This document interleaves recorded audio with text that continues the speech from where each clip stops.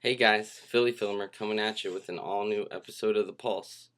I wanted to preface this episode with a quote from Socrates.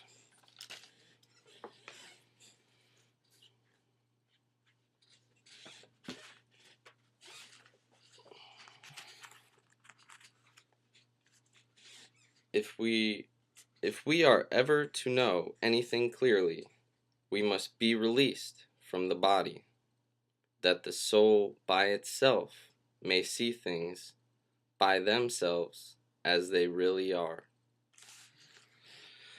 Now, I thought that was a really good quote to start off this episode.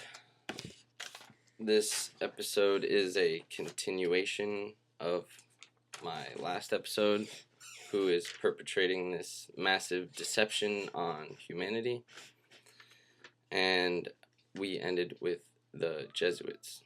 Now, a little history on the Jesuits. They were created by a man. His name was Ignatius of Loyola, and he and 6 other men created this religious Catholic organization to carry out certain missions, and in 1534 was the year. Now, they weren't approved by the Pope until 6 years later in 1540 by Pope Paul III with his papal bull Formula of the Institute. It was actually signed 10 years afterwards by Pope Julius III. It was re-signed. And so here we have the Jesuits. Now,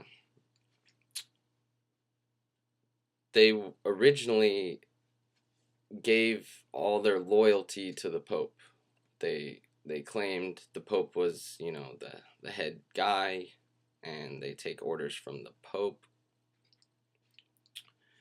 But what it later turned into, actually very quickly, was the Superior General of the Jesuits actually was who everyone in the Society of Jesus followed, was the Superior General. They actually stopped listening to the Pope. They actually stopped being fully a part of the Vatican in that sense. They actually separated off into a totally separate organization, and they were military. They turned full military.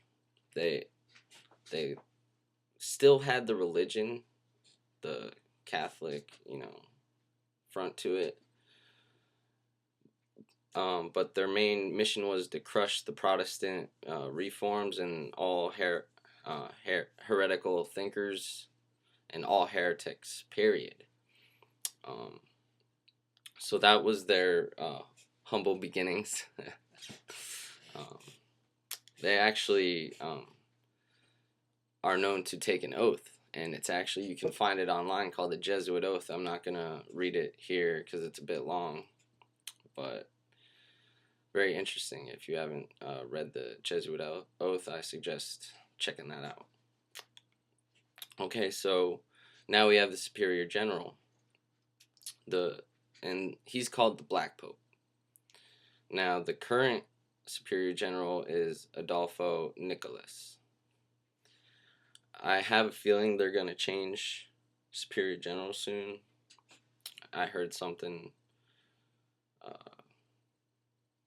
like about a year ago. I heard something, I don't know if it was true or not, rumor, but that's the current Superior General. So that's a bad man. That's a man we need to eventually go after the power structure. After we break down enough of the power structure, we can start to actually apprehend and actually get true justice for this plane, for all of humanity. Okay, so that's number one dude, Black Pope, Jesuits. There's actually a not well known thing with the black nobility of Europe and Italy and you know, even Eastern Europe and that whole, continent over there. Their black nobility lines, they have a bunch of um, families. A lot of people say 13 families, and I'm sure it's close to 13. There's so much interbreeding and weird, and Rockefeller marries Rothschild, Orsini marries Aldo Berdinis, like Medici's marry Borgias, stuff like that. They keep their bloodlines, even if they're mixing up, they're still in that group of 13. So the great pope right now is Pepe Orsini. So he's the basically the spokesperson, the general of the black nobility. So he actually has pretty much just as much pull as the black pope behind the scenes. That these are names you don't hear. These are names you really don't hear in the public mainstream atmosphere. But all right, let's get back to it. Now, what's interesting about a couple years ago when Pope Benedict resigned, the first pope to resign in about 700 years, around 700 years. That's amazing. I remember the day that happened, that was like some groundbreaking stuff. I don't know why he did. I mean, and we can guess as to why he stepped down, but it's just guessing at this point without facts and information. But so March 13th, 2013, the first Jesuit pope got elected. Jorge Bergoglio, or better known nowadays as Pope Francis the First. Francis of Assisi, or Assisi, I think it's called. Assisi? I think it's Assisi. Okay. So now we have the first Jesuit pope in office as pontiff. And I thought that's very interesting because, like, with a lot of people saying why, or imagining, thinking out why all these conspiracies are coming out, somewhat into the open. And you figure the controllers don't like that. But actually, a lot of people are realizing, excuse me, a part of the Masonic, Zionist, Jesuit endgame is they do reveal themselves. They externalize the hierarchy. Now, a few of you would be familiar with that term. I'm sure, at least some of you are. Those of you who aren't, it's basically where the cabal comes out and exposes themselves. And one of two things I think they think is going to happen. Number one, they externalize the hierarchy and rule overtly instead of covertly, since everyone is understanding how controlled we are. They think even after it's known that they can keep that control. That's one option I think they're, wouldn't mind if everyone just bowed down to them and, kiss the ground they walk on, even though they treat us like dirt, like, worse than dirt. They it's beyond dislike. It's even beyond hate. I don't even know if there's a word for it, but they lack love and compassion.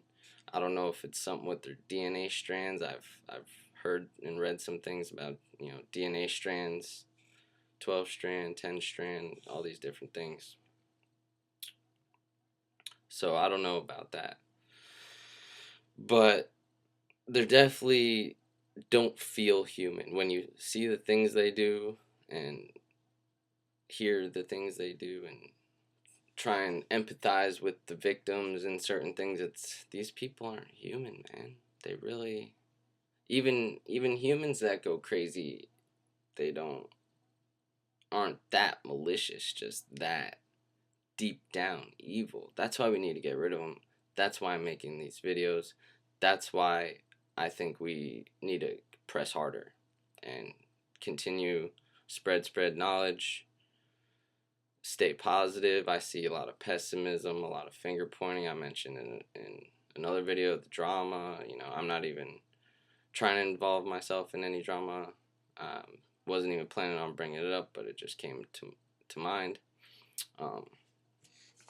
Yeah, so the Jesuits, they're perpetuating the globe model and heliocentrism because they worship the sun. So, what better way to worship the sun than to get all of your subservient underlings, aka the 99%, get all those people, or at least a vast majority of those people, to believe the plane or planet we live on is revolving around the sun. What better way to magnify the sun at all times to, in everyone's belief system, we're revolving around the sun, when that's completely not true. And it makes so much sense when you think about it. Like, they worship the sun. They have so much control and influence. And we can talk about how they got the control and influence maybe in another video, running kind of long here. But yeah, so they worship the sun. You look at their symbologies and symbols. You got the sun with the squiggly rays and the straight rays, squiggly, straight, squiggly, straight. Oh, I forget how many rays there are. I know that's probably important. It's either 33 or 42 or 72. One of those important, processional numbers. I think. Don't quote me on that. I think I'm going off 1 hour sleep. But all right. So their symbol, and in the middle of that sun is IHS, which I'm sure stands for multiple things, but from what I can tell, it's the 3 Egyptian names for the sun: Isis, Horus, Set. The goddess who gives birth to the sun, Horus who rules the midday of the sun, the high point of the sun, and Set, the setting of the sun. The 3 Egyptian names for the sun. That would be one interpretation of the IHS. I'm pretty sure it means something in Latin or Latin, but I guess I'm gonna go wrap up this video. I wanted to actually, since I started with the reading from the best syncretism book you can buy about karma.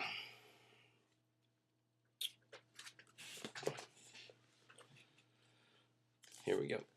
We need scarcely say that we fully agree with the above remarks of Plato's teacher, the Socrates quote I read earlier. While in the body, we are completely fenced in by delusive appearances, and had the Greek sage been alive today, those prominent individuals who so loudly and glibly speak and write upon the subject of karma would have been very greatly inconvenienced by the Athenians' terrible logic. Karma is the law of consequences, of merit and demerit. Say the Buddhists. It is that force which molds our physical destiny in this world and regulates our period of misery or happiness in the world to come. We are also further informed that karma is the cold, inflexible justice which metes out to teach individual the exact same measure of good and evil at his next physical rebirth that he measured to his fellow men in this. Not only so, but this karma at death remains somewhere or other down upon the astral planes of the planet, like an avenging demon, waiting anxiously for the period of Devakinac happiness. Oh, excuse me, I don't know that word. Excuse me. To come to an end in order to reproject the poor unfortunate soul once more into the magnetic vortices of material incarnation, where with its load of bad karma hanging like a millstone round its neck, it will, in all human probability, generate a still greater load of this theological dogma, and consequently at each rebirth it will sink deeper unless the spiritual ego can bring it to some consciousness of its fearfully sinful state. How this may transpire is not very satisfactorily explained. If the human soul only receives punishment for the sins and wrongs it inflicted upon others during a previous life, then surely the soul, when it first became incarnated, must have started on its human journey without any karma to suffer for. One is naturally led to ask, then, how it first began to commit sin, for we are distinctly told that what we now suffer at the hands of others is only a just repayment for our own past sins. If, though we had no past sins, we should be perfectly free from trouble. We are distinctly taught that the first or pre-Adamite men, i.e., those of the Golden Age, were perfect. How then did this abominable karma get a start in the world? This question it is our duty to fully explain in the present chapter. We have given a general idea of the karma of Theosophical Buddhism, and before revealing the origin of this Oriental delusion, we will present the Hermetic doctrine of karma. Karma is not an active principle, but on the contrary, it is a crystallized force. It is the picture gallery or cosmic play of nature. Karma constitutes the scenery, essence, and mental imagery of a person's past existence. Number 3, the karmic sphere of an individual's existence exists as the astral life currents along which the soul has traveled, and which become crystallized forms expressive of the actions and the motives which prompted them. Therefore, past karma constitutes the soul's past history in the astral light and can be deciphered by the properly trained, lucid, and even by some mediumistic clairvoyance. Number 4, karma is the offspring of everything, or in other words, everything possesses pictorial records of its past evolutions: stones, plants, animals, and men. It is by means of this karma that the psychometric sensitive can read the unwritten past. Without karma, the powers of psychometry would be useless. They, however, can only deal with small karmas. On a grander scale exists karma of moons, planets, suns, and systems. I thought that was interesting.